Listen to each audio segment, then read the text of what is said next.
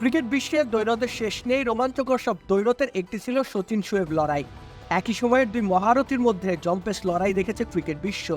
দুইজনের মোকাবেলা হয়েছে বহুবার, কিন্তু 2003 সালে শচীন টেন্ডুলকার নিজের স্বকীয়তার বাইরে গিয়েও শোয়েব আক্তারকে দিয়েছিলেন জবাব।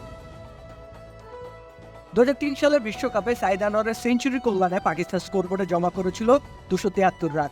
পাকিস্তানের সেই সময়কার দুর্ধর্ষ পেসারদের বিপক্ষে এই রান তোলার কাজটা ভারতের জন্য বেশ কষ্টসাধ্যই ছিল। তাছাড়া পাকিস্তানি পেসারদের মূল টার্গেট ছিল ভারতীয় টপ অর্ডারকে লন্ডভন্ড করে দেওয়া। বিশেষ করে শোয়েব আক্তার চেয়েছিলেন তার গতিতে কাবু করবেন ভারতীয় ব্যাটারদের, কিন্তু তার সেই পরিকল্পনায় পানি ঢেলে দেন শচীন টেন্ডুলকার। শোয়েব আক্তার পাকিস্তানের বোলিং ইনিংস উদ্বোধন করতে আসেন। তার প্রথম ওভারে শচীন আদায় করে নেন 18 রান। শেষ 3 বলে 1 ছক্কা ও 2 চার সহ 14 রান নেন শচীন। সেখানে বরং পাকিস্তানি পেসারদের পরিকল্পনা আঘাতপ্রাপ্ত হয়। এরপরও অবশ্য থেমে থাকেননি শচীন, এগিয়ে নিয়ে গেছেন নিজের ব্যাটিং ইনিংস। 75 বলে 98 রানে শচীন সেদিন থেমেছিলেন। সেই শোয়েব আক্তারই শেষ অবধি তুলে নিয়েছিলেন শচীনের উইকেট। তবে ততক্ষণে পাকিস্তানের যা কিছু ক্ষতি করা প্রয়োজন তা করে ফেলেছিল শচীনের ব্যাট। তার গড়ে দেওয়া সে ভিতের উপর দাঁড়িয়ে ভারতের জয় পেতে সমস্যা হয়নি।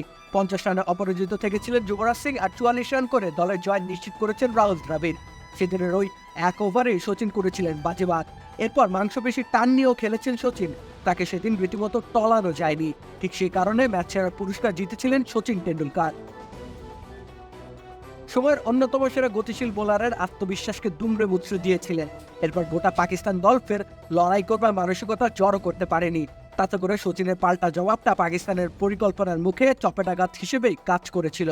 সেদিনের সেই ইনিংসকে শচীন এখনও নিজের ক্যারিয়ারের অন্যতম সেরা ইনিংস বলেই বিবেচিত করেন। রাকিব হোসেন রুম্মান, খেলা 71।